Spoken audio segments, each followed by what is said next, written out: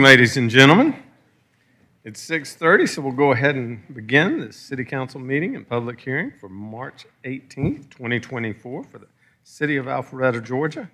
Go ahead and call the meeting to order. All members of council are present and accounted for.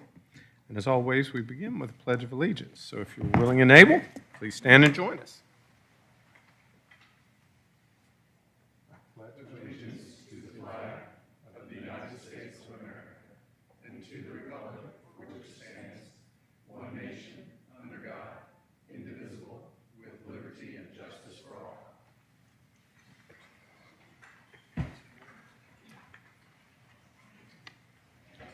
First item up on the agenda this evening will be the work session items, and we have one work session item, which is the presentation of Windward Parkway and Highway 9 Livable City Initiative, LCI study.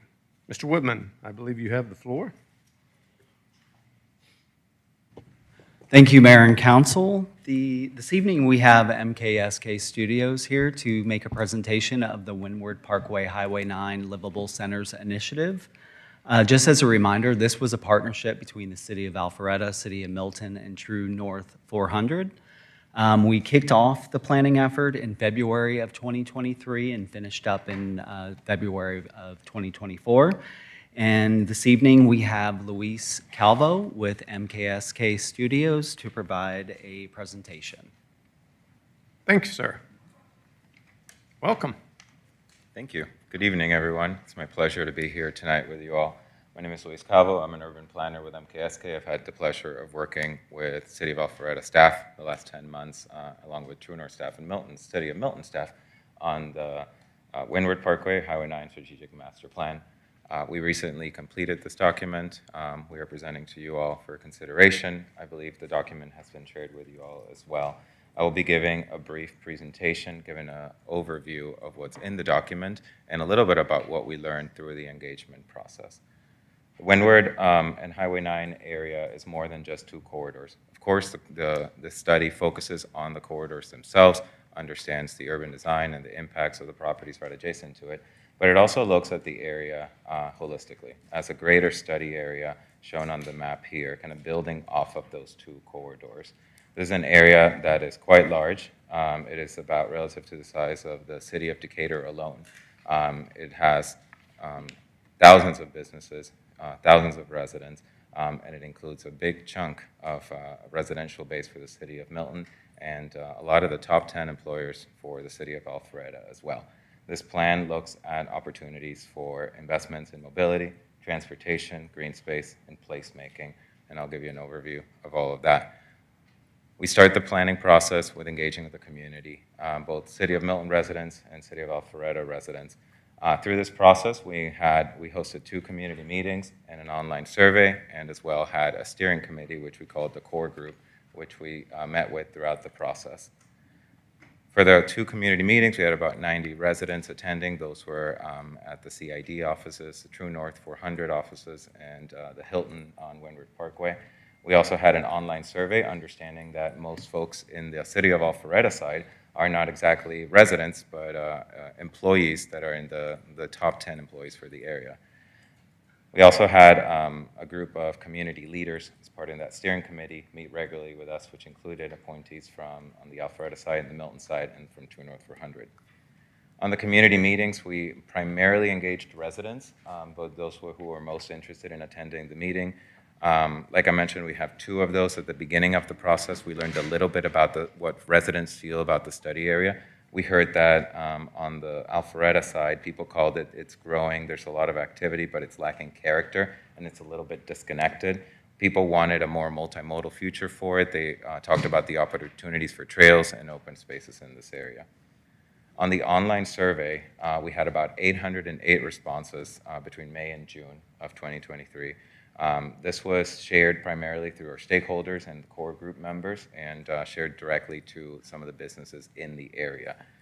We learned a whole lot from these employees and how they use the study area currently, how they would like to use the Windward and Highway 9 area in the future, and what would motivate them to come back into the office. We learned from these 808 employees that 57% of them are currently in a hybrid working arrangement.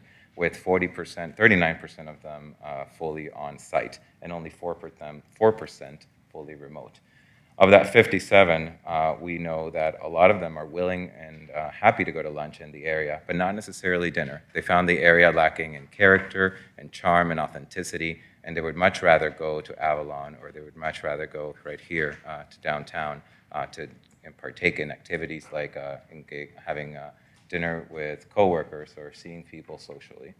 They saw an opportunity for that in the Windward and Highway 9 area, and about half of the respondents told us that if there were improvements to the built environment or improvements in trail connectivity and open space, they would be motivated to come into the office a little bit more.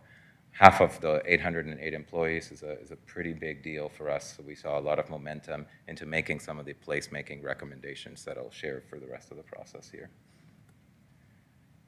From all of our engagement, which included our meetings with the stakeholder committee, steering committee, our community meetings, and online survey, we had 5 key takeaways. These are the backbone for the recommendations in the project.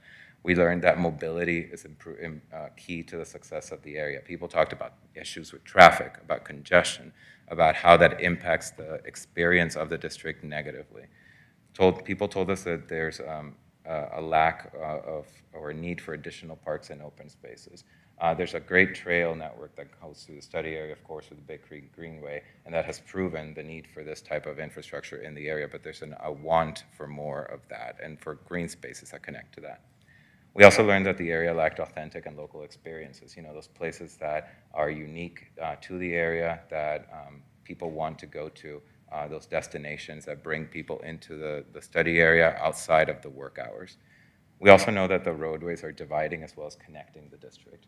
Although you have really great network, a really great road network, there's certain traffic choke points where there's a lack of connectivity and there's opportunities for improvement, make it a more whole system.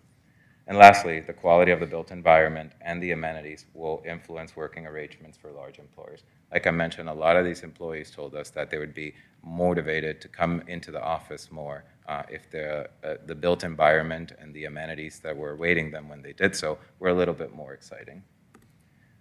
From these takeaways from the community engagement, the plan is divided into 4 big ideas. Each of these ideas are given in more detail in the plan itself. I'll go through some of the key takeaways from each of the ideas and how they impact our recommendations. The first is connecting the dots, which is addressing connectivity and mobility.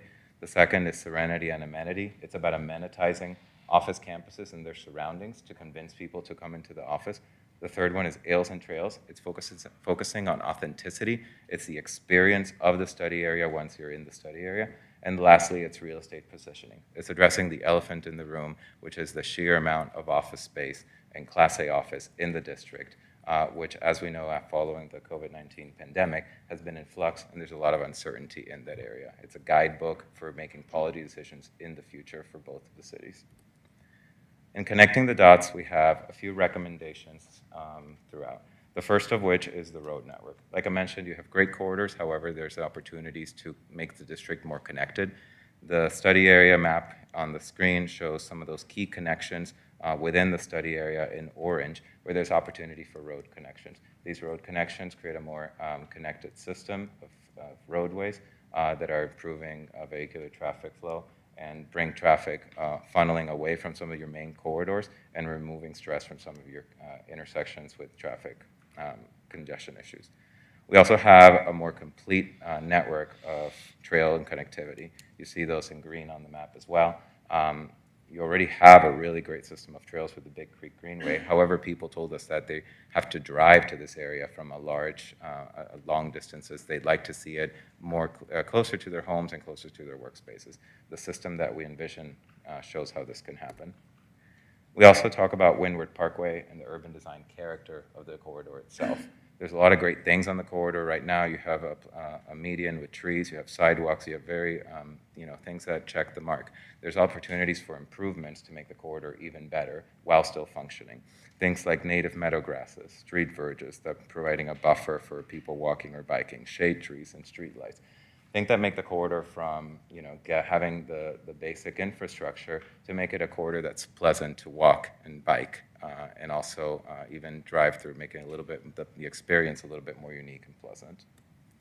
We also mentioned in the connectivity section the opportunity for what we're calling the Camp Creek Trail System.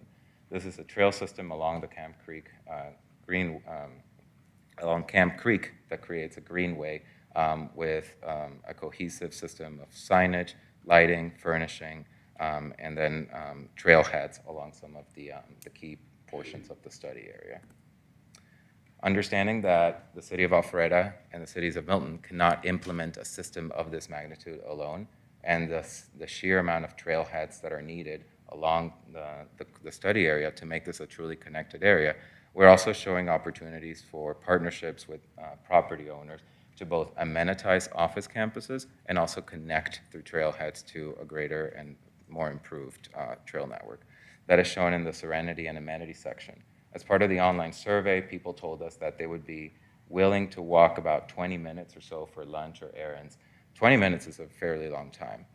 And about 76% of the employees told us that they would be willing to do that, make that walk. However, a lot of them in the written answers told us that the experience of those 20 minutes is what really makes the difference.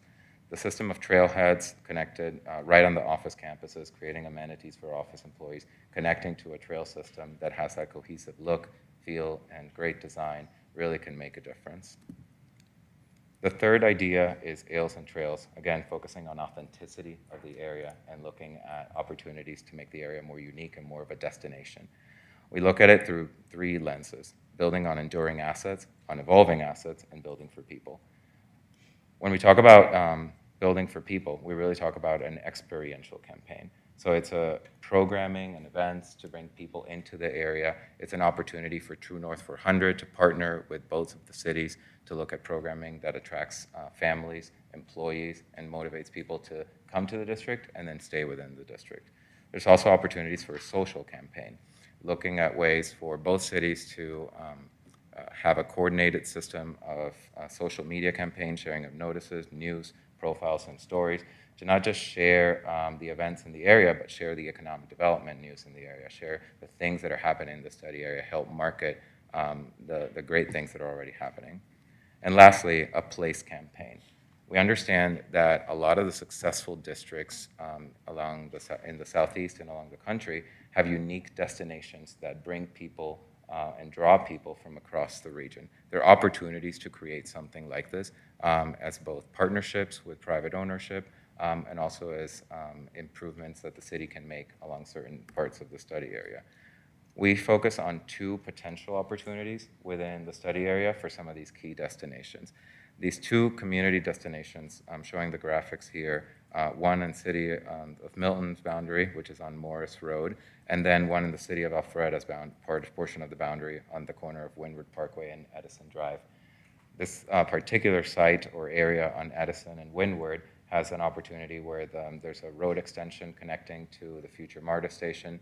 There's an opportunity for a trail connection connecting the MARTA station, Windward Parkway, to the Big Creek Greenway.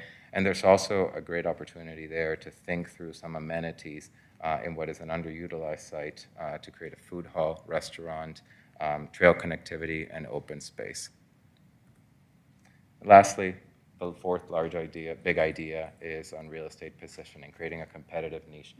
This is really more of a guidebook on how to make, on understanding policy decisions in the future as you all think through the redevelopment, repositioning of office campuses on the Alpharetta side of the study area.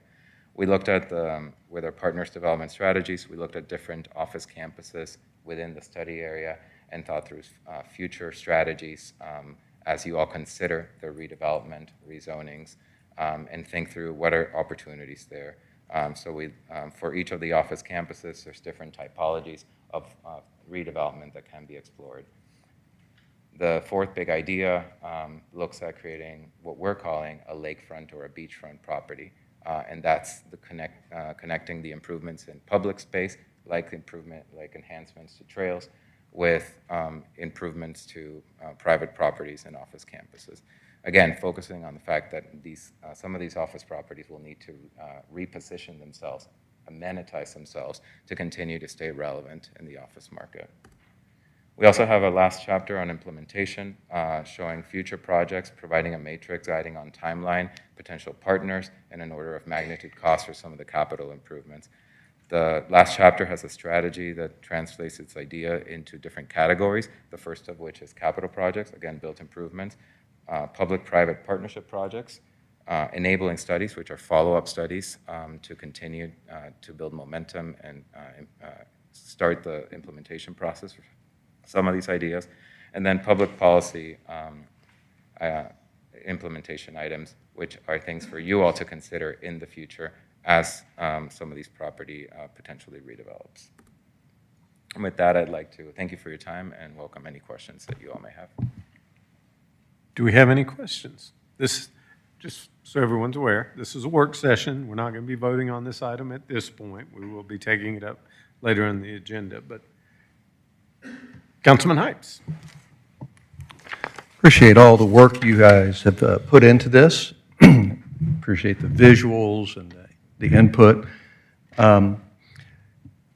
My question about this corridor, and I'm looking at specifically Windward Highway 9 over to West Side Parkway. Mm-hmm. Our forefathers accomplished exactly what they wanted to, and that's a very car-dependent corridor. And specifically, my question, and thank you, James, for putting that up, between the parking lots for Lowe's, Kroger, the Walmart, the Home Depot, behind the Costco, just a tremendous amount of pavement. But unlike our office corridors, where there's potential to reimagine what some of that looks like, how do you make this connect when you've got big box retail and we don't really have a lot as a city we can do to reimagine what big box retail looks like as long as they're still there and thriving? So how do you make that connectivity and how do you make it less car dependent if those are fixtures? So I would answer in both two parts. One, the future of retail is also evolving. We've seen a lot of flux with some of the older retail properties and the opportunity for redevelopment as well. But I would also say that the investments on the corridors themselves, the trail connectivity, the landscaping, making the corridor the corridor itself less car dependent, can also influence some of the redevelopment on the adjacent properties as well. So you can change the face of the corridor and then have some of the properties redevelop and improve the market for a little bit of a different condition. And I'd like to ask a question a little bit differently. Sure. We've been tasked as a council to reimagine office complexes, Brookside, for example, and what do we do with all that asphalt and some vacant space potentially. We've been asked to reimagine a regional shopping mall. Sure. But there's sometimes you run into some things that you can't change, and I'm so supportive of with our valuable businesses up on Windward of doing what we hope to accomplish. But do you have any experience on how you get around these big box parking lot fixtures on a corridor? Have you dealt with this previously? We have, yes, and as part of our practice, we have worked in sites much like these suburban sites and found opportunities to infill in the parking lots, do outlot development that folks, has walkable retail along the street and still preserve some of the parking behind it. So there are opportunities for redevelopment that continues to have the big box development, but creates a new, more village-like frontage around it. We actually have a section on the report focusing on that type of village cluster on some of the key intersections on the corridor, understanding that there's opportunity for redevelopment along certain intersections where we understand the character of Alpharetta is not quite something that you envision as an urban condition, right? But there's opportunities to create a more walkable and small town cluster along certain portions of the corridor. Okay. Well, as a work session, that was my number one concern coming into this, is to hear from you and to let you know that would be something of interest to me, to how we deal with that and make it close, personal, pedestrian friendly. But thank you. Any other questions? Councilman Mitchell. Thank you for being here tonight. Did you look at right behind where the Lowe's is, there's Cogburn Park that actually connects by a stairwell going down to it. Did you all evaluate that and see if there's any opportunities for signage or things like that to get to that park? Because that park is one of our most walkable. It has a track going all the way around it. Yeah, so unfortunately, when we look at a corridor this size and a study area this size, we have to look at things from a bigger picture. So we're zooming out to, kind of the district level things, and then make recommendations to connect things, like parks at the site level. But we have to kind of stay zoomed out for the purposes of the study, so we can make, greater recommendations for the whole thing. I think the spirit of the study is very supportive of that type of recommendation, because connecting people to parks is an essential part of livability and having authenticity in a study area. Okay, and also, I just walked an area where it's not fully developed yet, one of our mixed-use developments, but, so they're having trouble attracting retail. It's brand new, but retail won't move in there until there's enough residents down in that area off Haynes Bridge. So when I ask this because I don't have an answer, and I'm hoping you do, other than just putting more retail, because I'm not sure that we're not saturated with retail. And I ask that in an open way because I know that retail up toward the road, I know that creates more synergy and walkability. Mm-hmm. But you also have to have enough people, and we've got an abundance of people living in this area already, as you said. But part of what makes this Highway 9, the north side of Highway 9 successful is you can get to the restaurants by an automobile. Mm-hmm. And so as we put a lane diet on it or whatever to make it more walkable, as we've done in the downtown area, how much of that can you really do and keep traffic moving and also support the retail? Because there's a ton of restaurants in these plazas, and I don't know, I just don't see developers willing to, tear the plaza down and move it closer to the sidewalk to get the restaurant, sure, right on the sidewalk like we've seen and like we're trying to do at North Point corridor and things like that. So any suggestions on a way to energize that area other than just adding more retail, which competes against the retail we've already got that's struggling in this market? Yeah, absolutely, and I very much agree with your assumption or your comment on residential and the power of bringing more residents into the study area as this area redevelops and as you all consider the opportunity for multifamily or townhome development in the area. I would, this plan as a guide looks at, where are strategic locations where that can potentially succeed, but also understanding that that's not just favorable for retail, bringing more residents to the area, it's also more favorable to some of the more aging office campuses to help make these districts more walkable and, bring more open space, more residents, more retail that kind of feeds off the energy. You don't have to look very far in the study area. You can already see some of the repositioning on the Continuum site. You can see what you did in downtown Alpharetta as well. There's a lot of great opportunities as you decide and think through the amount of multifamily that you consider appropriate for this area. You have to consider the fact that it also brings activity and energy into the existing office campuses.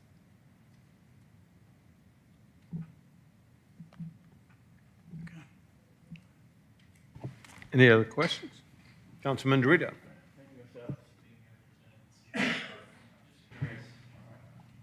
No, sorry about that.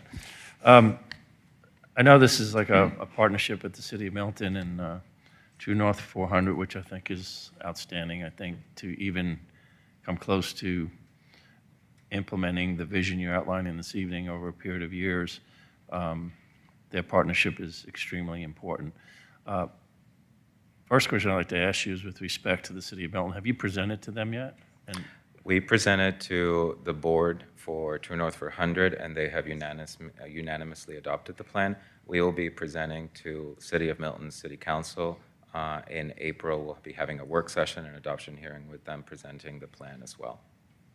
I think it's critically important that, obviously, the city of Alpharetta and the city of Milton particularly are on the same page as far as the vision for the Highway 9 and Wynwood corridor, the study area of being agreeable on the future of it. So I do want to follow up on what Councilman Mitchell asked, kind of along the sides of the residential component, which you really didn't highlight too much other than that we have, a resident population there today. How much do you see the need to be able to foresee the future of what you're outlining here? How big is the residential component of infill of additional residential housing units in that area? In the study area? How many units, or? No, just, is it a big portion of the plan, or would it have to be, or in order to make it walkable and support the office? Not necessarily. I mean, I think you can look at a great resource is already the ULI TAP document that was created for one of the office campuses here. But it shows how you can have office and residential and then connectivity at the same time.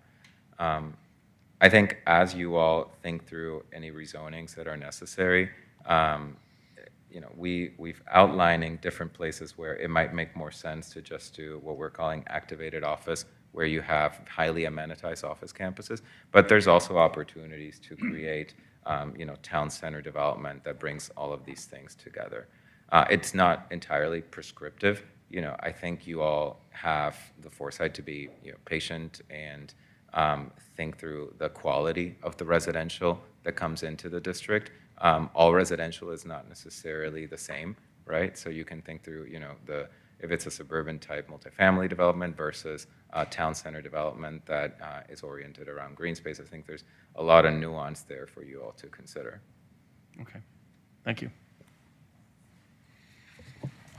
Any other questions or comments? Councilman Brady. Yeah, thank you so much for this report. I always kind of look at these ideas and these kind of studies from a 30,000 kind of looking down. And one of the things you have is kind of success, right? It's the evolution in the area. I mean, you do have success because other jurisdictions could look at this and say, well, I have a bigger problem because nobody's shopping in the area, right, and I have empty retail. We've seen restaurants kind of change through there, and several new restaurants going in the corridor.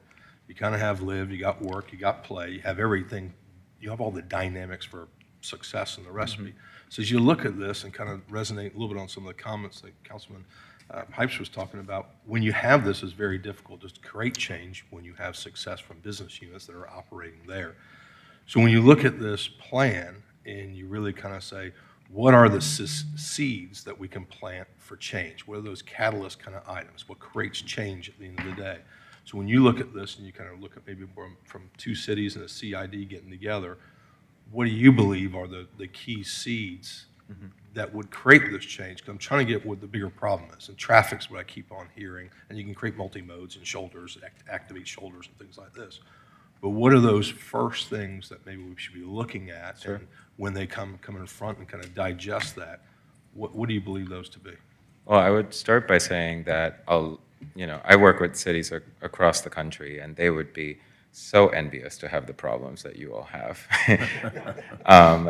There's a lot of places you have to beg developers to consider redevelopment. And here you have so much to build on. You have the Windward Tech District. You have just the sheer economic development prowess of the city of Alpharetta.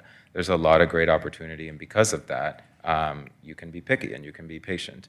But also, the improvements to the built environment are some of those key things that you all have control over and can do right away. You already are doing some of the key road connections that are necessary with the Dresden Road extension, a trail connection to a future BRT station for MARTA across the highway, across 400 would be incredibly useful.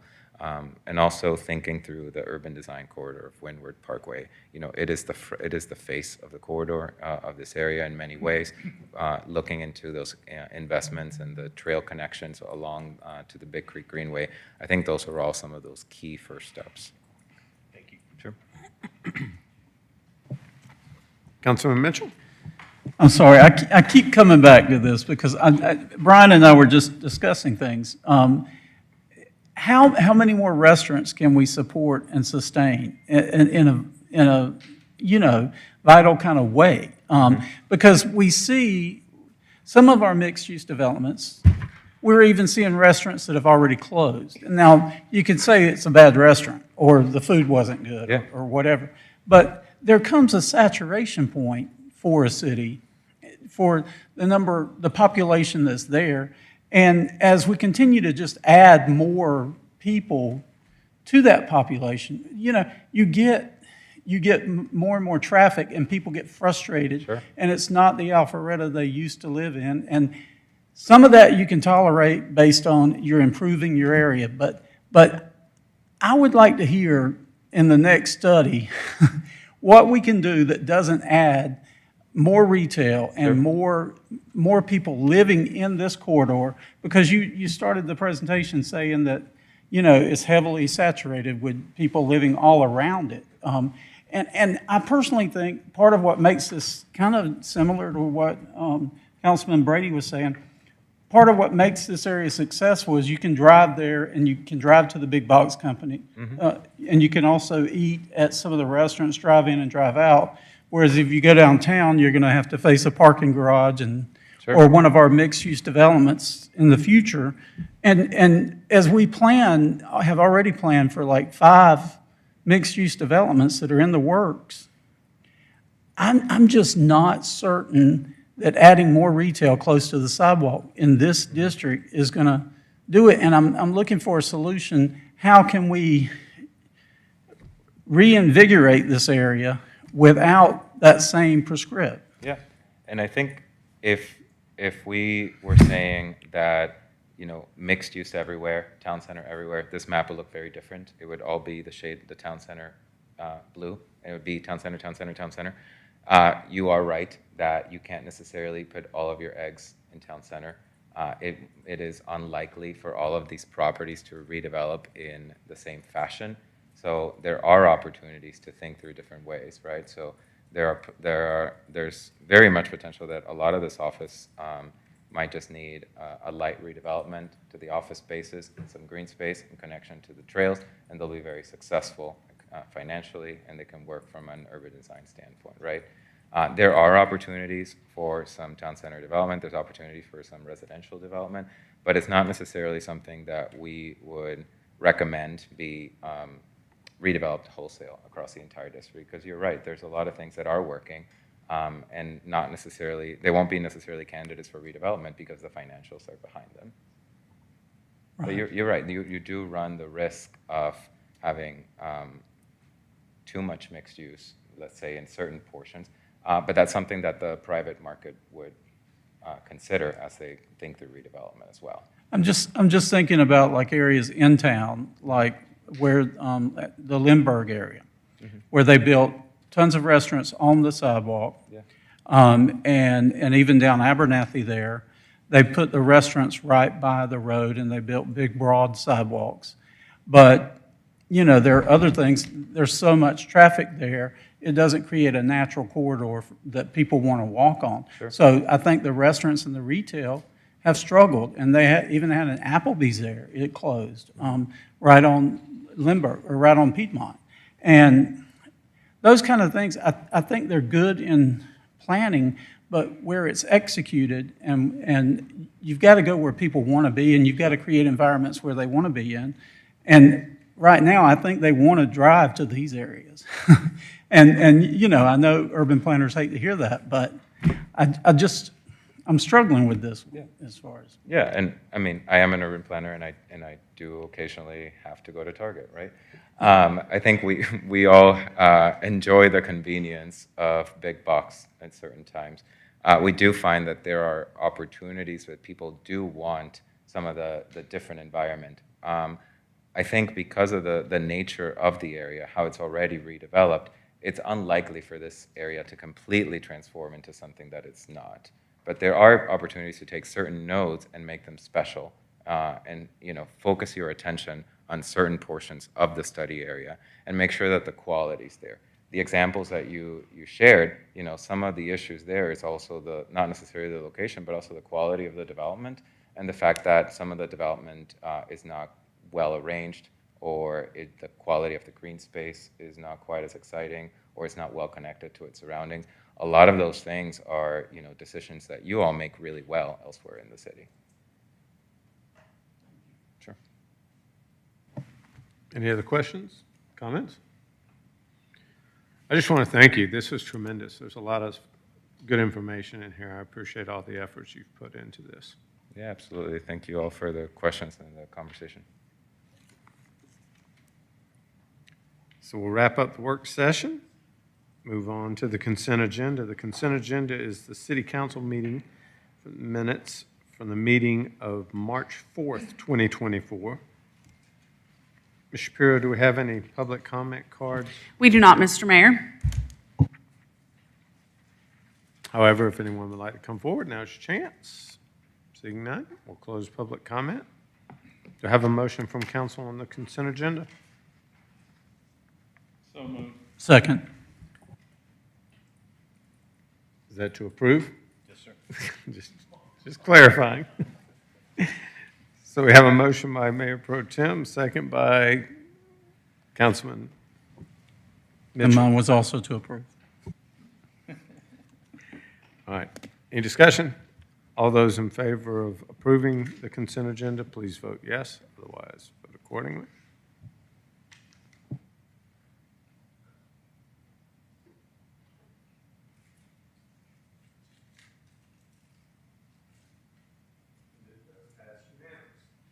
It does pass unanimously. So that'll wrap up the consent agenda. We'll move on to the public hearing portion of tonight's meeting. And first item on the public hearing is the ordinance for the text amendment Code of Alpharetta. This is the second reading. And first reading of this item occurred on March 4th, 2024, City Council meeting and public hearing. Mr. Lagerblum. An ordinance to amend Chapter 32, Parks and Recreation of the Code of the City of Alpharetta, Georgia, to amend rules and regulations for parks owned and operated by the city, to provide for effective dates, to repeal all ordinances in conflict herewith, and for other purposes. Thank you, Ms. Eswine. Is there anything you'd like to add, Mr. Lagerblum? Just Mayor and Council, this is the second read. No changes since the first reading. This is the amendment to the Parks Code that allows for events at Union Hill Park that have approval of the city to have alcohol. And that was an add that brings our ordinance now in conformance with the way we've been operating. It is more just a cleanup. That's all this does. Thank you very much, sir. Any questions from council?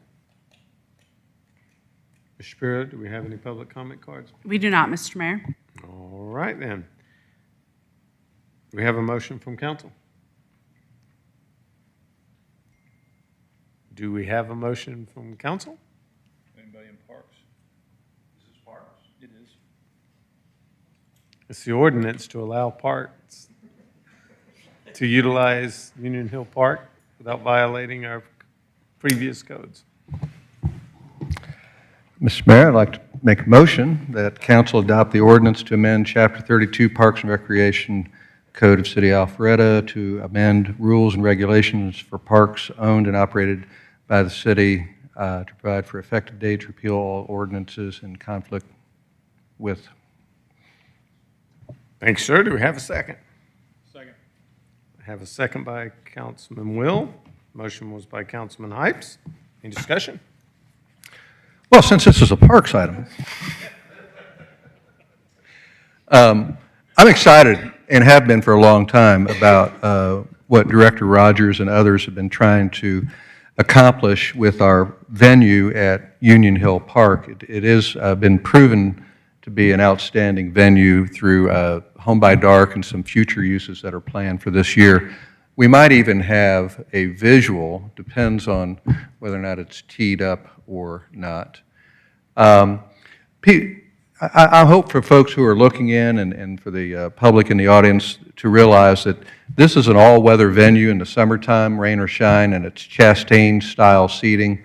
And we've got another matter coming before council that if it passes will actually expand the capacity to use Union Hill Park. And this ordinance that we're passing tonight to allow alcohol for approved events at Union Hill Park is just another ingredient to its success. So I'm very excited about it and appreciate all council members and staff support for the direction we're going.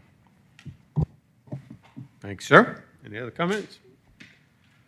All those in favor of the motion to approve the second reading of the ordinance text amendment Code of Alpharetta, please vote yes.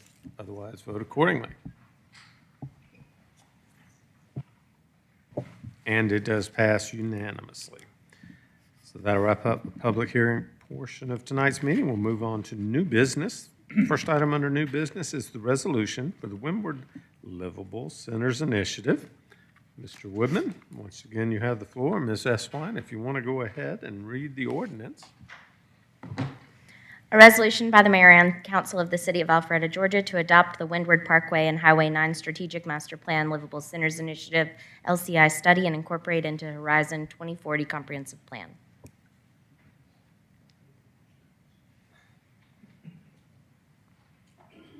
Mr. Woodman. So again, this is just the adoption resolution of the Windward Parkway Highway 9 LCI. We're looking, hopefully, council is happy with the plan that's been presented this evening, and we're hoping for adoption this evening. Thank you, sir. Any questions for Mr. Woodman? Just trying to get your steps in tonight. Seems as though we have no questions for you, Mr. Woodman. Thank you very much. Ms. Shapiro, do we have any public comment cards? We do not, Mr. Mayor. However, if you'd like to come forward and speak on this item, now is your chance. Seeing none, we'll close public comment. Do I have a motion from council? Yes, sir, Mr. Mayor, I'd offer a motion this evening to approve the resolution for the Windward Livable Centers Initiative as was presented to us this evening. Second. Have a motion by Mayor Pro Tem Merkel, a second by Councilman Dorito, and that was to approve the resolution for the Windward Livable Centers Initiative. Any discussion? All those in favor of the motion to approve, please vote yes. Otherwise, vote accordingly. And the item passes unanimously. So the next item under new business will be the change order, number 1, to purchase order number 2400129, Folk Killer Watershed Flood Mitigation Design for Log Cabin Park. Director Sisevich, you now have the floor.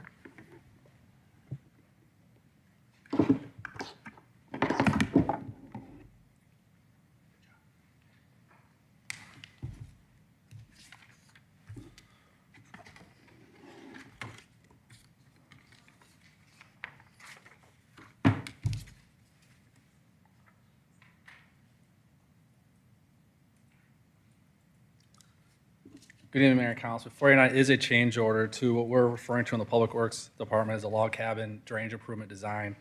And the concept plan that RK&K has developed is on the screen. And what they've done is, as part of the scope, was extend the sidewalk from Margene Way to Milton Avenue, improve parking for the log cabin itself, and then develop some stormwater, what we call BMP's, best management practices, down here. And we own all 3 of these parcels. We've gone through parks dollars, transportation dollars, and stormwater dollars. And it all flows, everything flows into the existing creek that goes underneath the road, and then ties into Folk Killer Creek down by Meadowbrook subdivision. And better example of that drainage basin is right here. Again, our site's right here. All the water flows through. And when we're going through the design, we were figuring out, looking at the modeling, preliminary modeling of the park itself. And what the engineer came back to us and said is, you can keep moving forward with your design, you can construct everything, but there'll be no benefit. Downstream will see no benefit. The actual park project will see no benefit. There'll be minimal, if anything, on the park. But what happened is, when they looked further and they peeled the layers of the onion back, there is a culvert on Mayfield Circle that is undersized. And that culvert is backing up all of the runoff that comes through that creek, which is a live stream, and just keeps backing up. And what they discovered is, on a quick model, they just removed the culvert altogether. You have a decrease.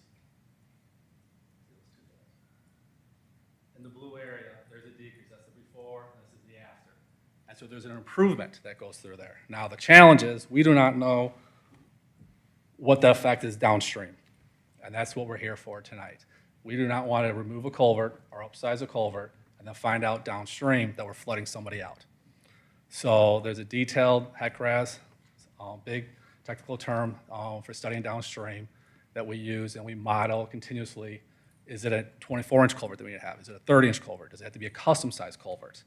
In addition to all that, we have retaining walls to build in these people's side yards where the culvert existing is right now.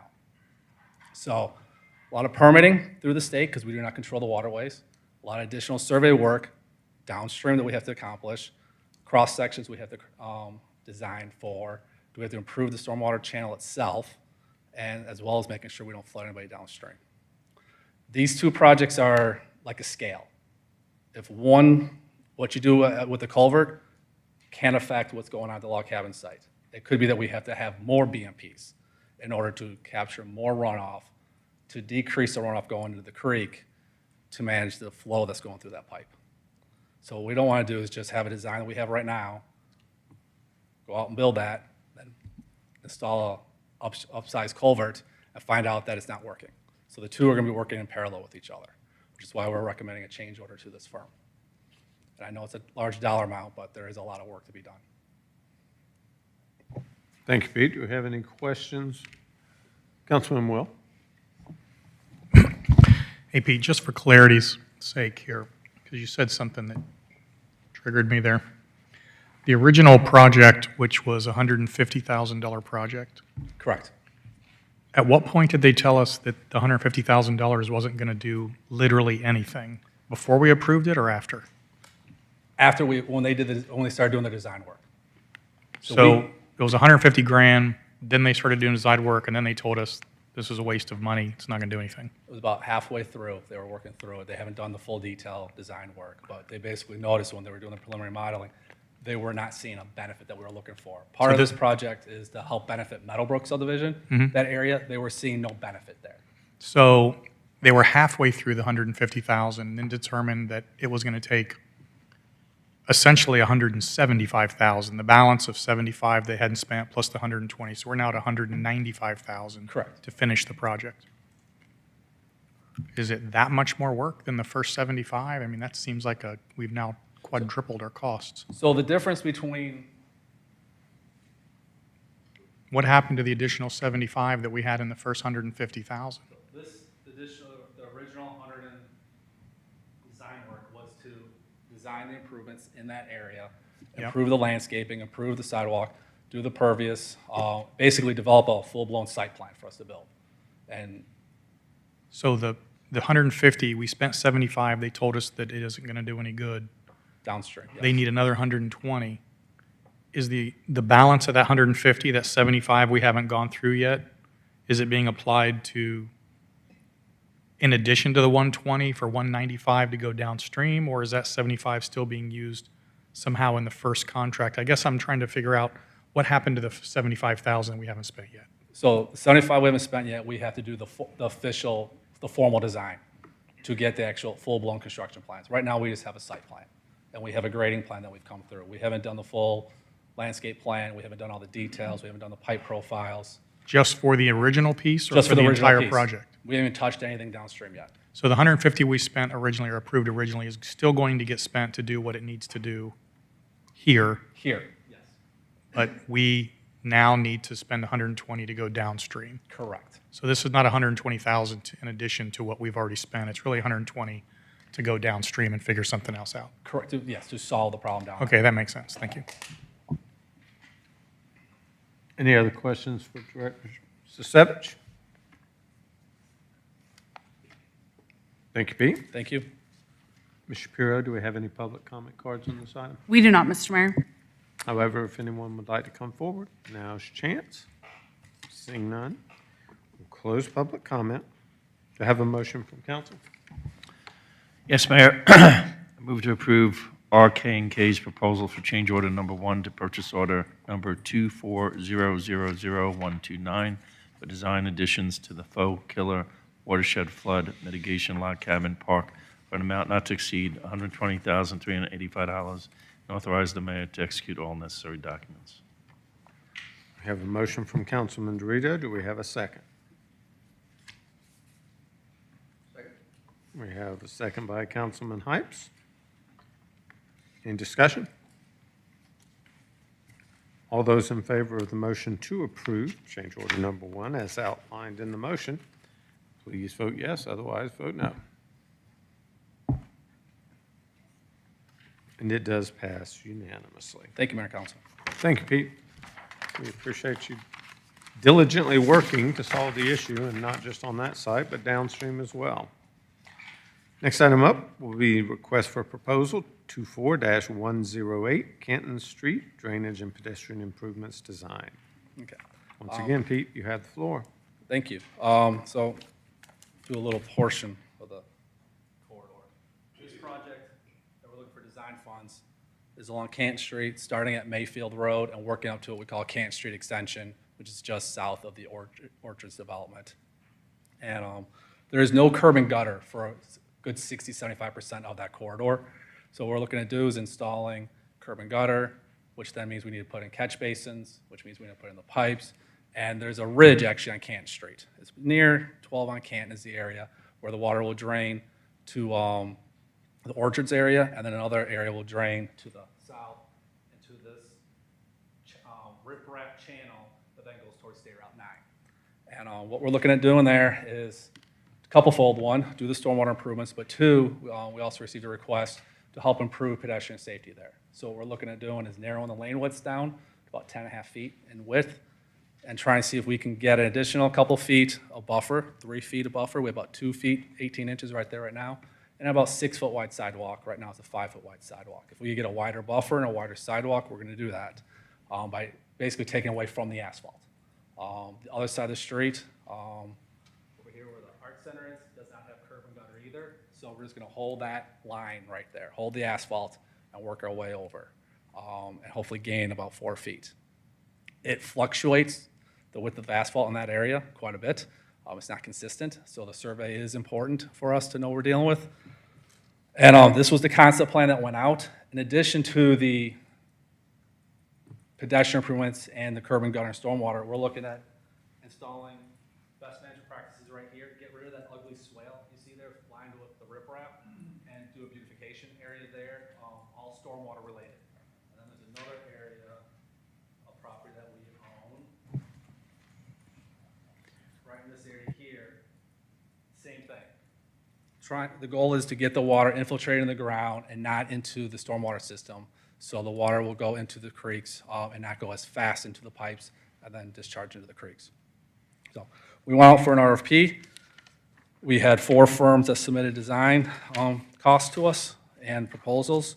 Keck and Wood was the highest rated firm at 178.1. However, Moffett and Nickel was only a 1/10 of a point lower and a cost of $5,000 less. So we're recommending to go with Moffett and Nickel to move forward with the design. One more thing, just to let everybody know, this project's going to start as a design phase and concept only. So we're going to get a survey. If we get the survey and the concept does not work, in other words, we're only looking at 1 foot improvement, there's just not a real significant improvement, we'll recommend not moving forward with the rest of the design, but we'll bring back that aspect back in front of Mayor and Council for formal approval. So we're just not going to go through the whole entire design phase. We're going to stop at a concept phase and see if it's feasible to move forward. Thank you, Pete. Do we have any questions for Director Sisevich? Councilman Mitchell, then Councilman Well. Pete, as I called you this afternoon to give you a heads up, I'm struggling with this because it's not on any plan. We didn't discuss it at council retreat. It feels to me like it's a sidewalk project that's being billed to stormwater, and it's hard to come up with stormwater dollars. And I know the neighborhood didn't want any improvements back where we had talked about at retreat, and so that slowed that down. But this feels like a glorified sidewalk project that's getting billed to stormwater to me, because there's been no real discussion about this. It wasn't on our radar. It's not on the sidewalk improvement list. And help me with this. So it was a project where it came forward from a group of citizens that wanted to have sidewalks on the other side of the street. So they wanted sidewalks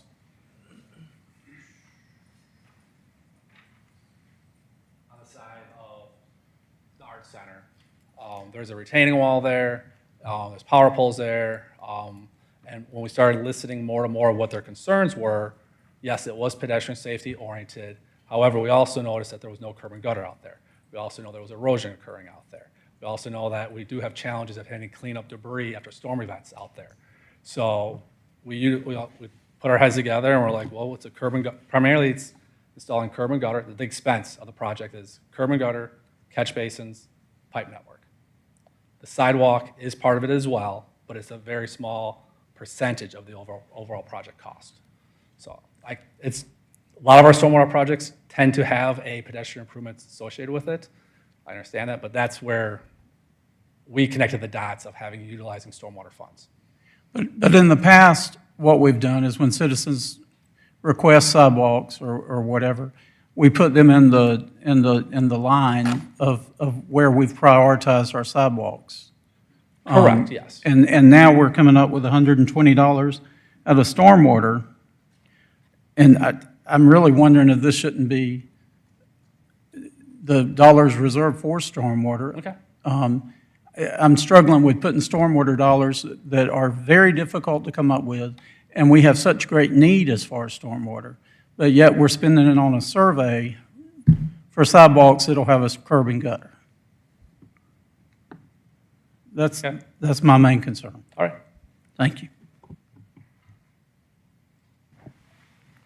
Councilman Will? This is just for the design. We're not actually building anything, is that correct? Correct. What would we anticipate the build cost for this to be? And when would that even happen? So I'll roll the dice. We did some numbers. We do have some historical data, given that we just got the Woodbridge corridor through. We pulled some of that numbers out. We're looking at right around $1.5 million. So $1.5 million to build it, and what would the time frame be on that if we decided to go forward with this design work? We could probably have the design done in the next probably 9 months, and then bid it out shortly thereafter. So a couple years before it's done. But yeah, completion in a couple years. Construction will probably take place in the next 12 to 15 months. Just for educational purposes for me, what in the world is the difference between $529,000 and $124,000 in price for the design, in your opinion? How do you come up with $500,000 for this? I don't. Okay. We were quite. We would have been very concerned if we had one vendor coming in at the dollar amount that we saw. But since we had two at that dollar amount, we felt comfortable moving forward with the vendor. But I can't even articulate how the price is what they had. Well, then I am going to just follow up on Councilman Mitchell's question. Is this a sidewalk project or is this a stormwater project? Yes, it's both. Construction dollar-wise, it will lean more towards stormwater. If you took the percentage of installing curb and gutter, sidewalk, and the pipe network, it will lean towards stormwater. That has the benefit of adding sidewalk as well. Not all of our corridors, very few of our corridors, have no curb and gutter. Is this a flooding issue, and that's why we're doing this? We have. I apologize, but your comment was people requested a sidewalk. It wasn't people requested to stop the water from flooding their property. They requested a sidewalk. We don't have flooding where there's no curb and gutter. We have cleanup to do after storm events where there's no curb and gutter. So public works staff goes out there, cleans all the debris, cleans all the leaves, cleans all the grass clippings, all in that area that does cause ponding. But it seems like we have some really significant stormwater issues. Again, back to Councilman Mitchell's point, that those dollars could be pushed towards before we just put in a sidewalk that requires cleaning up leaves. I guess I'm struggling with it as well. Understood. Are there more flooding issues in the town that are significantly greater than what we have here as far as a cleanup? There are areas, what we do have that is a benefit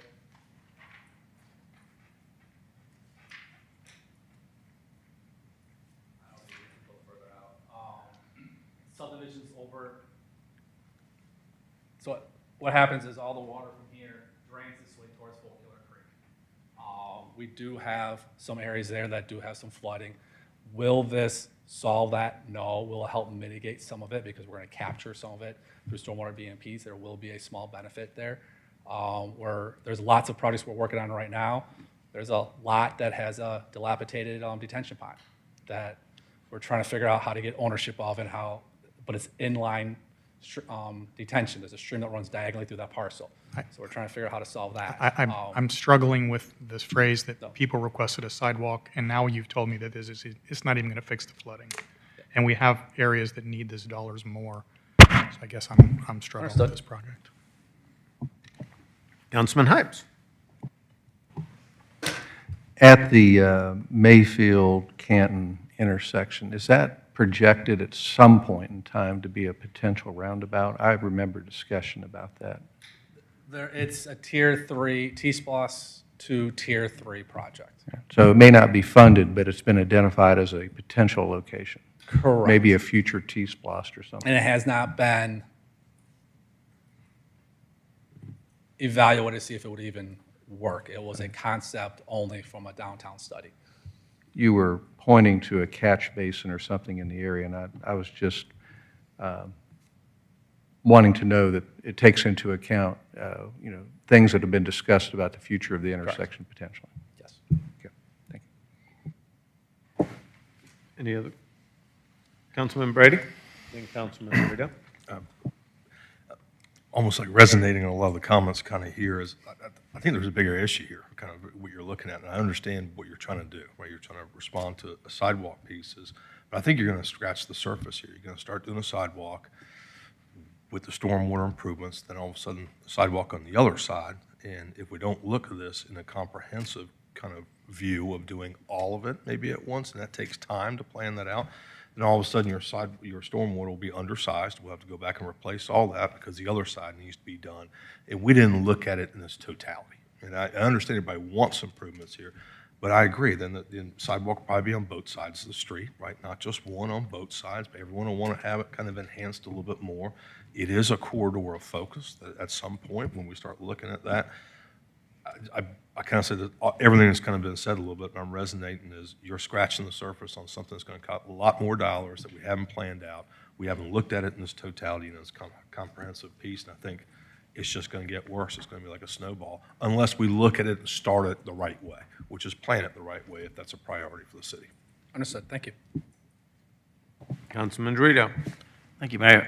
I just want to focus on the comments in the staff report regarding the stormwater infrastructure along Canton Street is failing or aging. Is it aging to a point that requires some emergency attention? No. Okay. Not emergency attention, no. It's So- when we go with the word aging, there is, right now, the curbing are little granite blocks. Yeah. I know we spoke earlier today about this project, and I kind of want you might get into some discussion up here. But the stormwater improvements that would go hand in hand with the sidewalk improvements would only extend to just a portion of the other side of Canton Street, right? There would be I mean, no stormwater improvements on the west side of Canton Street. Okay. So when you do the stormwater improvements where the sidewalks would go in, wouldn't that also need to extend upward? Wouldn't it be a much bigger project than So- replacing, I'm assuming there's some basins there right now, right? Right now, the right around Shady Road and in that general area is where curb and gutter gets picked up. So it's not the whole corridor needs the new curb and gutter, needs any curb and gutter and drainage. It's just a portion So of it's that. not basins, it's not piping? Yeah, it's that's just already there. So Okay. that's good news there. My point was going to be, if you're going to replace that, wouldn't you have to replace the other sections along the street? Because if it's aging, the whole, We would, I mean, part of the design would be is we would inspect the pipes that we have, and we inspect 20% of our pipes every year. And if they need to be replaced, we would replace them if they're in good condition. There are some new reinforced concrete pipe out there, so we know those are in good shape. the corrugated metal pipe would probably be replaced. Okay, thank you. So I've just got some follow-up questions based on some of the discussion we've had, Pete. So Yes, sir. I know you and I have had conversations about sidewalks on the west side of Canton Street, and you've indicated to me that we own no right-of-way for any sidewalks, and that the residents along there did not want us to intrude on their property for sidewalks on the west side? Where we're, choke point is right through here. Mm-hmm. There are, the power line pole is right on the edge of the right of way, and then there is a nice stone wall right behind that. So that is the right of way line that we're very, very, very tight. Could you get a sidewalk in there? Yes. Would you have to buy a lot of right of way? Yes. Would you have to move some utility lines? Yes. You'll also notice if you go further up on Canton Street on the west side, there's multiple utility boxes that are in the middle of the sidewalk. So it's a challenging area, which is why we have mid-block crosswalks up and down Canton Street to get people to the other side safely so they can continue walking. So That's it is a fine. tight And area. so I just want to ask the questions to look at it as a totality. I'm not advocating for the item that we're talking about now. It's just, I heard a lot of different points being made and assumptions to some of those points about what the costs were and stuff like that. But I think part of the reason that Pete brought this project to us, based on the discussions I've had with him and others, is we don't really think it's going to be happening on the west side. That doesn't mean it couldn't at some point, but it doesn't lend itself to ever putting in the type of sidewalk we would want there. And so he, as a pedestrian safety issue, was looking at the sidewalk on the east side. And once again, I'm not defending using stormwater fee for it, but then again, if we're going to do a sidewalk project, Pete, would we want to build a sidewalk project and not do curb and gutter? You don't want to do curb and gutter. Okay, so like when we do sidewalk, we did a lot of sidewalks over the last 10 years. If we did a sidewalk project on Providence Road, did we put in curb and gutter?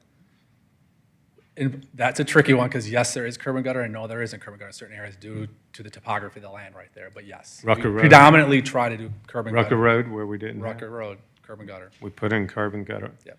Did we charge that as a transportation project, or did we charge that as a stormwater? It was transportation bond. Those are just a bond project. So yeah, we didn't have the Okay. funds back then too. So That's fine. And like I said, I'm not advocating one way or another, but I mean, if we're doing a sidewalk, we're not going to not do the curb and gutter. And if we need curb and gutter, we're not going to just not do a sidewalk either, I would assume. So I just ask that we all go back and let's spend some time, work with Pete, and look at the totality of what we're trying to accomplish and whether it's a priority. Councilman Hypes. Before this matter comes for a vote, could you say again the ballpark to execute this design? I know that the design is intended to bring us a figure, but what realm are we talking about here? it's about $1.5 million.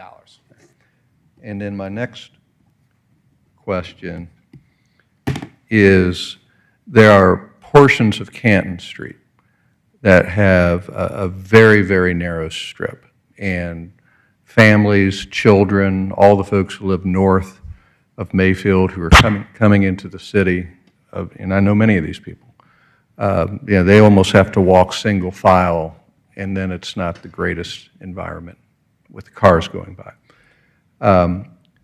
There are portions of Canton Street included in these diagrams where it looks like we're doing sidewalks on both sides. Is there a potential cost savings of just doing sidewalk and curb and gutter on one side to provide our residents a safer way to and from town? So the cost estimate is sidewalk only on one side. Okay. I thought I saw places where there's sidewalk on both sides? There are, and that's existing sidewalk that's out there. Okay. Well, if the statement is this only anticipates sidewalk on one side, you've answered my question. Okay, thank you. Any other questions? Thank you, Pete. Thank you. Ms. Shapiro, do we have any public comment cards? We do not, Mr. Mayor. However, if anyone would like to come forward and speak on this item, now's your chance. Seeing none, we'll close public comment. Do I have a motion from council?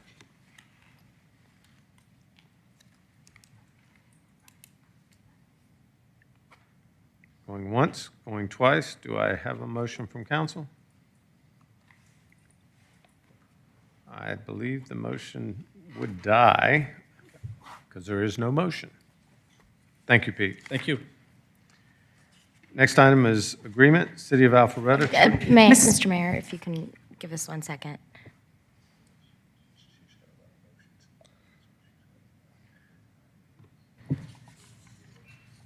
Mr. Mayor, oh, go ahead, Molly. So what Chris and I were discussing is that without a motion, we think that it technically tables it. So if you don't want it to come back to the next meeting's agenda, and this is up to y'all, obviously, if you don't want to hear it again at the next meeting, you would need to make a motion to deny it. It's the Otherwise, first it will time be on I've the ever next heard that not making a motion tables it. So why do we go through the trouble of even making a motion to table something? I think we can, That's fine. We'll just save a lot of time. The next time we want to table something, we just won't motion for it. Okay. the reason for the motion to table is so that, because frequently you don't want things for the next meeting exactly. And so you're giving a time frame for when you want staff to bring it back. But by function of Robert's rules, a table generally would just come back to the next meeting. That's fine. Do we have a motion? Yes, sir, Mr. Mayor. I'll make a motion to deny the request for proposal 24108, Canton Street Drainage and Pedestrian Improvements Design. We have a motion by Councilman Mitchell to deny and a second by Councilman Will. Any discussion? Councilman Mitchell? I respect the citizens who have asked for the sidewalk. I just want it to go through the normal procedure that we would normally put a sidewalk project in line with other projects. And so that if it is this important and if we find that there's drainage issues there that need to be addressed, that we plan that in a thoughtful way ahead of time and we put it in our planning process and do it that way. Understood. Thank you. Councilman Heights? Well, I can feel which way the wind's blowing on this thing. However, I actually do support this project. I, for one, am not aware of a list where something goes into the bottom of the queue and works its way up. There may be, and I just haven't been on council long enough. I do know that we try to periodically prioritize our sidewalks. And as to this particular project, I will just say, I'm not bothered by whether it's characterized as a stormwater project or a sidewalk project. To me, I see great utility for this particular sidewalk. If it were on a list, it would be high up on my priority list. We have built a fabulous downtown. We have encouraged people to go visit downtown, and the number of residents who live up Canton Street, when you go to Pebble Trail, Andover, Surrey, et cetera, those folks are regularly walking into town, and they're walking into town with their families and their kids, and I talk to these people. And there are places on our existing sidewalk system there that I'm glad I'm not walking my kids or my grandkids down that sidewalk, because it's very close to moving traffic.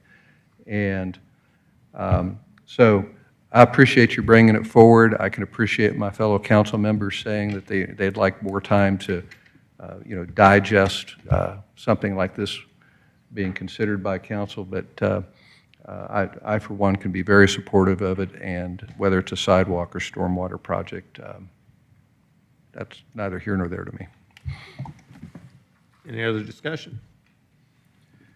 I'll just say, I agree with Councilman Heitz, other than the fact that I think we have unanswered questions the council needs to have resolved. So I wouldn't vote for moving forward at this time.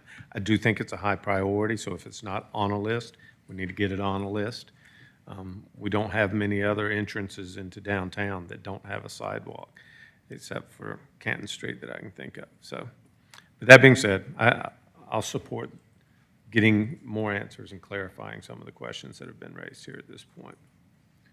That being said, all those in favor of the motion to deny, please vote yes. Otherwise, vote no.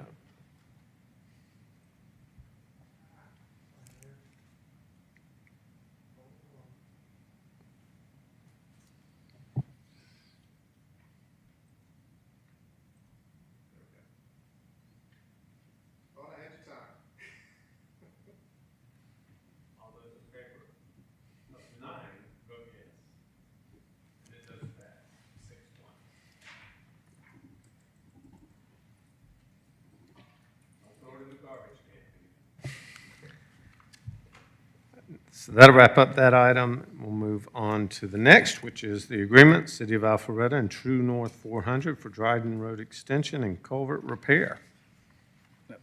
So this is actually was shown on your Windward LCI resolution that you passed, the presentation.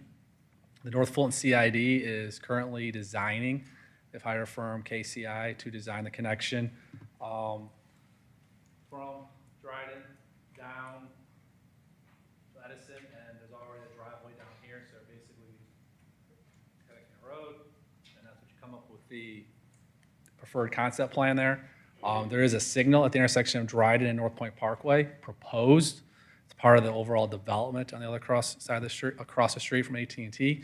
It does not meet signal warrants for a signal today, but they're designing for it to make the accommodations. So before you tonight is the agreement with the CID where we're stating CID is going to design it.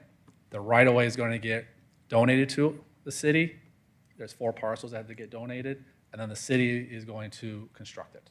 And the funds will come out of the Trade Winds Ripple Effect, which is a T+2 project allocation. Any questions for Pete? Pete, have we anticipated in the design phase having some type of path access to the creek? There isn't any right now, but I think Okay. we could maybe work something out down the road with AT&T.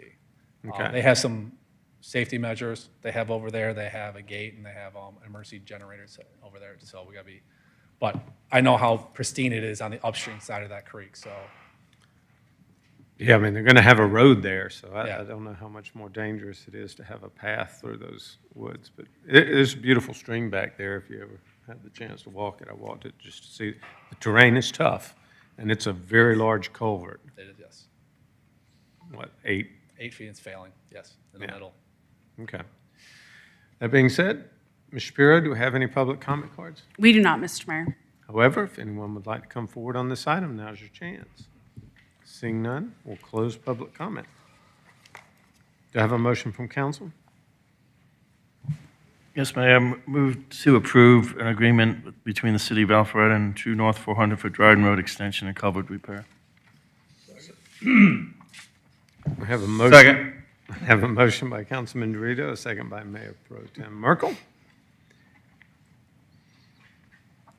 Any discussion?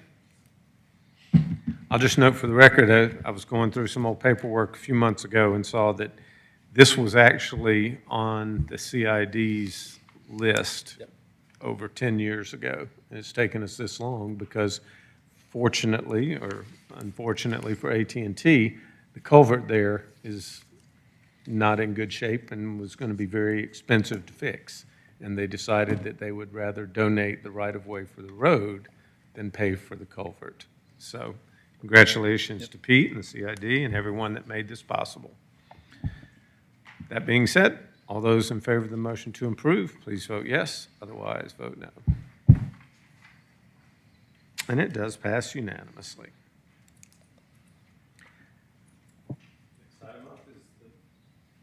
Next item up is the memorandum of agreement, GDOT and the City of Alpharetta for the Waters Road Bridge Project. Director Sisevich. Yes, so there's a bridge on Waters Road. It is not failing, it is still drivable, it's still safe. But GDOT, in a proactive measure, decided to put it in the queue for replacement. And that area is extremely tight. But they found a way to do a temporary bridge. That's almost hard to believe. While they build a brand new bridge. And GDOT has a policy that says if it's complicated right away, called Tier 3, and Tier 3 is defined as more complex bridge replacement, potentially offset alignment with larger impacts. And then you have to provide $100,000 towards the project. The construction cost, the design fees, the right-of-way is approximately in excess of $5 million estimated. So we are going to provide $100,000 to GDOT, sign the memorandum of agreement, and in return get a new bridge. Thank you, Pete. Do we have any questions for Mr. Sisevich on this item? Councilman Mitchell. Pete, is this where we a few years back, we created the iron walkway? Yeah, it's right there, yes. So will this affect Yes. that? It goes away. It goes away, so We'll have a 5-foot sidewalk on both sides with, I think, I want to make sure I get the numbers right, with a 5-foot buffer, which is 2 feet of curb and gutter and a 3-foot concrete buffer. No grass strip, just another concrete buffer. I know I've asked this before, but is there any way to reclaim that bridge and use it in another part of the city where we need a walkable bridge? We most definitely can investigate that with them. Okay. We would have to, the city would have to pay for the transport somewhere else. That wouldn't be part of their overall contract, but. I just remember that bridge cost a fair amount, and it was only, what? I'm losing track of time. How long ago was that? 2020. It was 2019, 2020. I would love to be able to reclaim that and we use can it Yep. elsewhere. If we could, if the cost to do so, it doesn't outweigh. Thank you. Yep. Might be able to use it as a bridge to nowhere piece of art.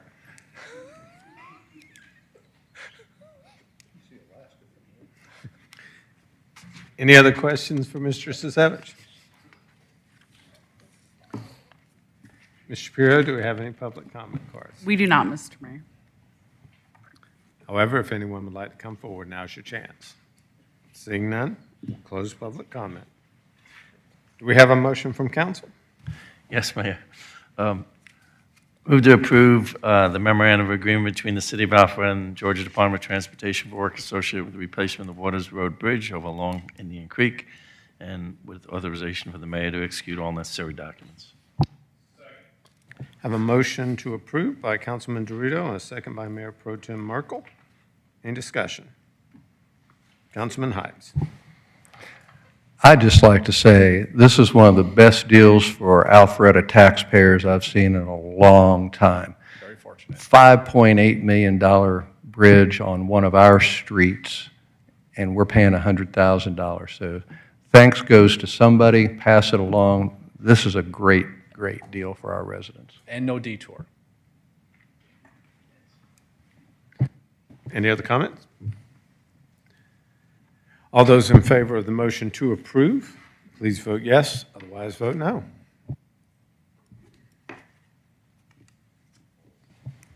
And it does pass unanimously. Thank you, Mayor Council.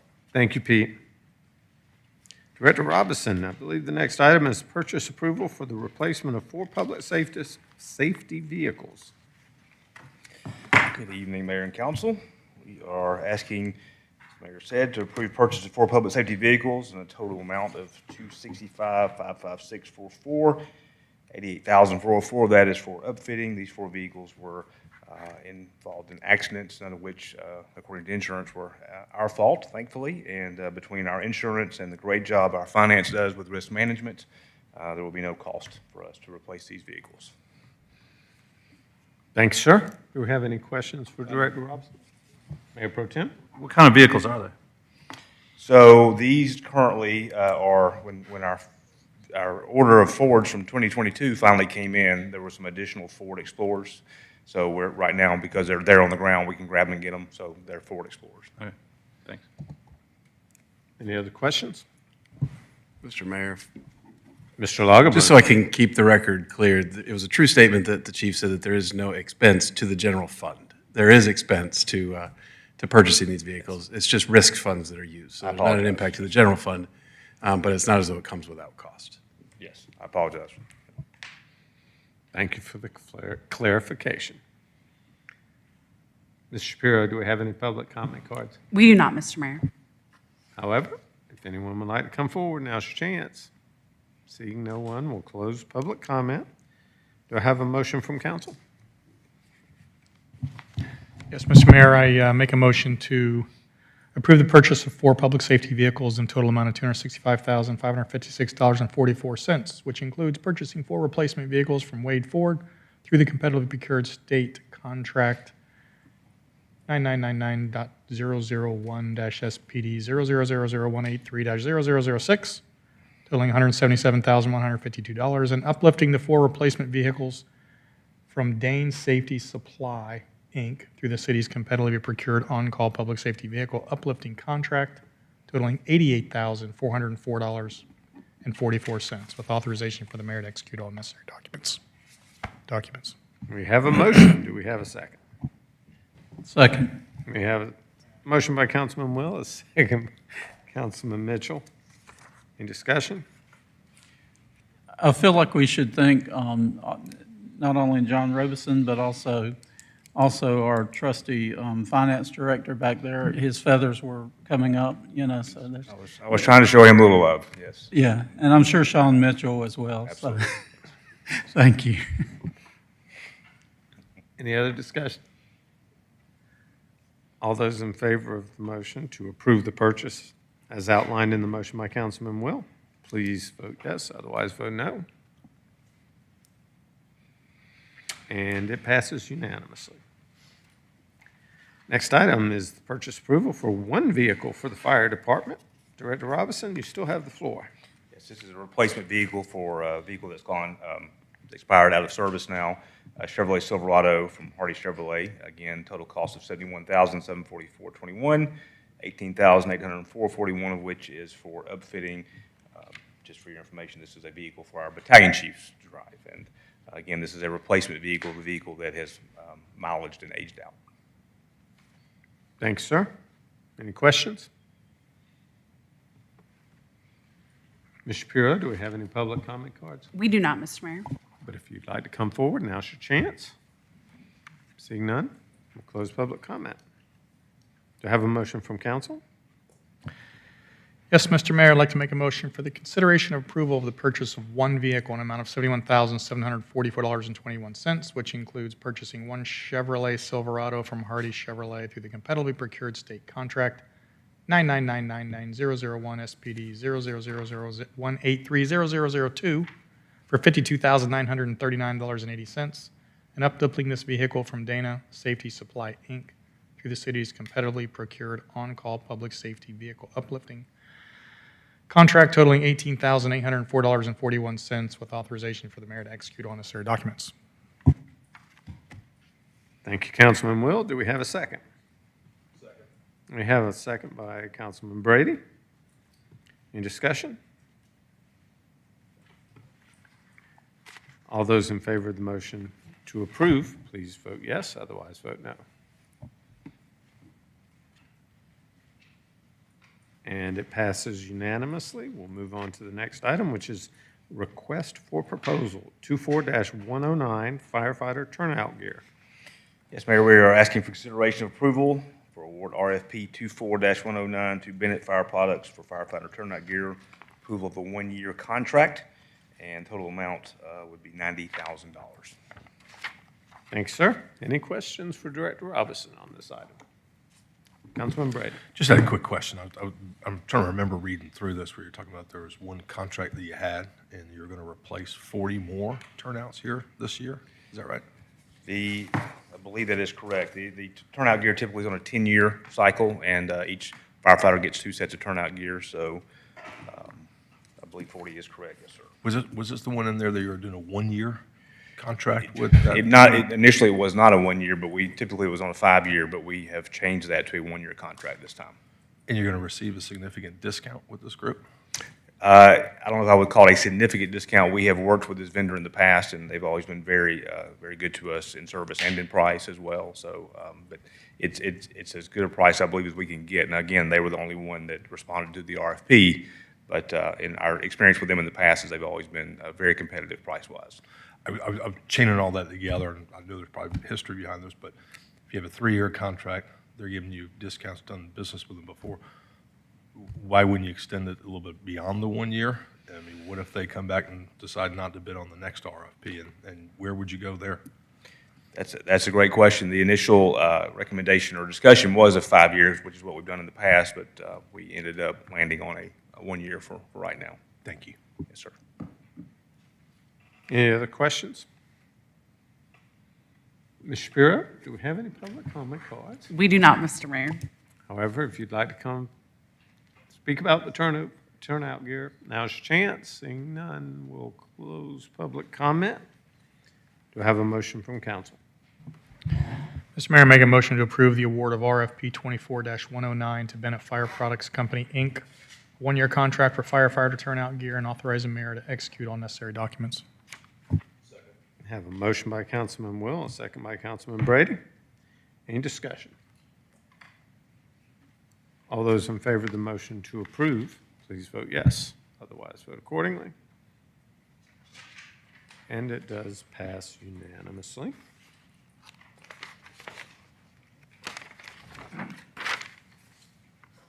So the next item and final item in this portion of tonight's meeting will be the agreement between the City of Alpharetta and ZK Teco for Union Hill overflow parking.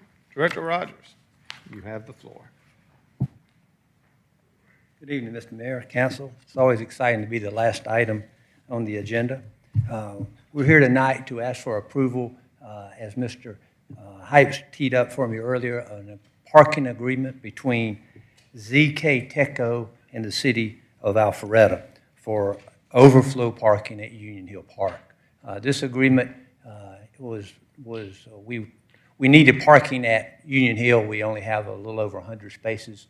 We're trying to grow the programs there, so we went next door to ZK Teco and asked them about sharing the parking, and they were very receptive to that, and this agreement basically formalizes that agreement. There's going to be no money. They're not asking for any money. They're just asking that we make sure that the parking lot is left the way we find it. We will pass that along to the folks that are renting or using Union Hill, but it will be our responsibility to do that. I think that's pretty much the agreement. We can now host groups of up to about 500 now with this agreement in place. Thank you, sir. Any questions for Director Rogers? Ms. Shapiro, do we have any public comment cards? We do not, Mr. Mayor. However, you can come forward and speak on this item if you'd like. Seeing no one, we'll close public comment. Do I have a motion from council? Mr. Mayor, I ask that council approve the agreement between the City of Alpharetta and ZK Teco for parking during permitted events at Union Hill Park. Have a motion. Do we have a second? Second. Have a second by Councilman Dorito. Motion by Councilman Hypes. Any discussion? All those in favor of the motion to approve, please vote yes. Otherwise, vote accordingly.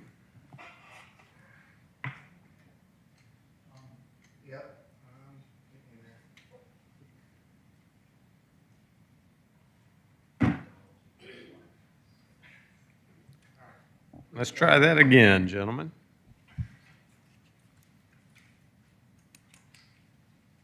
And it passes unanimously. So that'll wrap up the business portion of tonight's meeting, and we'll move on to public comment. So if you've been waiting for your moment, now is your chance. Seeing none, we'll close public comment. Do we have any reports this evening? So we have no reports. I believe we do have an executive session necessary this evening. Mr. Lagerblum? would you Yes, like to- Mr. Mayor, we do tonight all three topics: personnel, litigation, and land acquisition, one of each. Oh. So do we have a motion to recess into executive session. Motion to, yeah, second. Okay, we have a motion by Councilman Dorito and a second by Councilman Mitchell.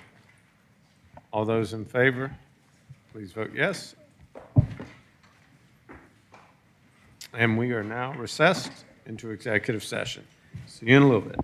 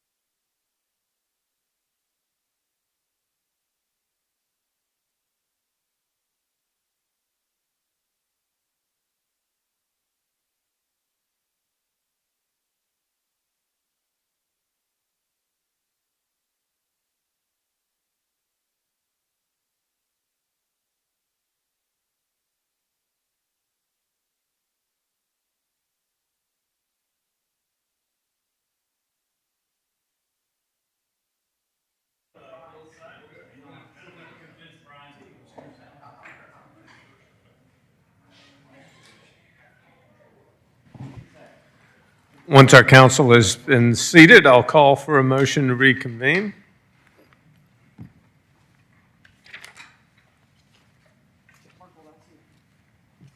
Do we have a motion to reconvene? So moved. We have a motion by Mayor Pro Tem, second by Councilman Wilt to reconvene. Now, do we have a motion to adjourn the meeting? So moved. Councilman Hypes and Councilman Vote Wilt. on the first one first. Oh, that's right. Push your button down there. Donald, if you vote, we'd be good. There we go. So the motion to reconvene has passed. Do we have a motion to adjourn? So moved. Councilman Hypes and Councilman Will. Any discussion? All those in favor, please vote yes. Ladies and gentlemen, we are adjourned.